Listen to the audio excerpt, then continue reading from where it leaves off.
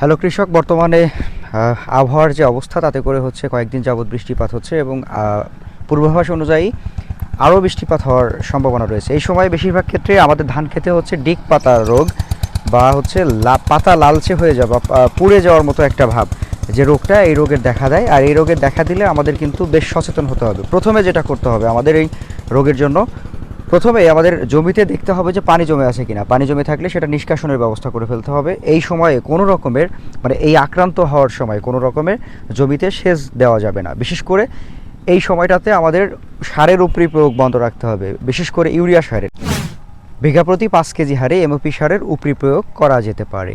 আক্রান্তের পরিমাণ যদি আরও বেড়ে যায় সেক্ষেত্রে আমরা একটা স্প্রে দিতে পারি। সেই স্প্রের মধ্যে যেটা থাকবে, প্রতি 5 শতক জমির জন্য 10 লিটার পানিতে আমরা 60 গ্রাম দিব হচ্ছে থিওপিড, 60 গ্রাম দিব হচ্ছে এমওপি এবং 20 গ্রাম দিব হচ্ছে জিঙ্ক মোনোহাইড্রেট।